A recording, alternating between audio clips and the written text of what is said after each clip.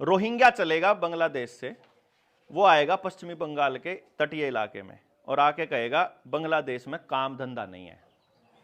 बांग्लादेश का उस गांव का आदमी, जो हमारे पश्चिमी बंगाल का आदमी, आ जाएगा कलकत्ता में कि गांव में काम नहीं है।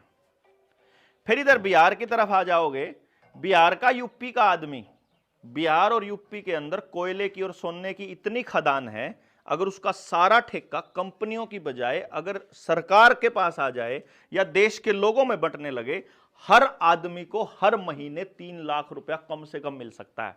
इतना सोना और कोयला है हमारे पास, जो मात्र 10 रुपए टन पे उनको बेच रहे हैं आप। ये आपको नहीं पता। और हमारे सुप्रीम कोर्ट का आदेश है कि जो प्रॉफिट होगा वो पूरे देश में बंटना चाहिए, तो इसलिए प्रॉफिट वो लेती नहीं सरकार।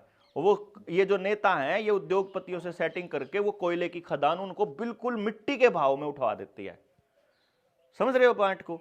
अब वो जो बिहार का आदमी है, उसको ये बात पता ना चल जाए तो बिहार और यूपी को इतना गरीब दिखाया जाएगा कि बिहार और यूपी का आदमी वहां से नौकरी करने के लिए आएगा हरियाणा और पंजाब। वो कहेगा वहां काम नहीं है, इसलिए वो यहां आ रहा है। अच्छा, जब उसके लिए यहां काम है, यहां वाला बच्चा कह रहा है कि यहां काम नहीं है, वहां वाले को यहां काम मिल रहा है, यहां वाले को आगे मिल रहा है कनाडा अमेरिका। और कनाडा अमेरिका के अंदर प्रोटेस्ट हो रहे हैं, जैसे किसानों के यहां प्रदर्शन हो रहे हैं, वहां के नौजवान प्रोटेस्ट कर रहे हैं कि यहां काम नहीं है। समझ रहे हैं आप बात? वहां का मूल आदमी ये कह रहा है कि यहां काम नहीं है। हर जगह का मूल आदमी, जहां हमारे बच्चे जा रहे हैं वहां भी वो झाड़ू पोछे के अलावा, छोटी मोटी नौकरियों के अलावा नहीं कर रहे कुछ भी। गाड़ी चला ली, ट्रक ड्राइवर बन गए, जो दूसरे काम कर लिए। ये मतलब ऐसा को नहीं कोई जाएगा में अफसर लाग रहे होंगे, को क्यों होगा, कोई लाग रहा है, इतना तो हमारे यहां भी लग जाए। बात यह है कि हर जगह का आदमी ये कह रहा है कि यहां काम नहीं है, और हर जगह का आदमी काम करने के लिए कहीं और जा रहा है। इसके मूल में क्या है? इसके मूल में 2016 का भारत सरकार का एक नोटिफिकेशन है, CAA और NRC का, कि जो आदमी अपनी मूल जगह पर है केवल वही इस देश का नागरिक है। समझ गए?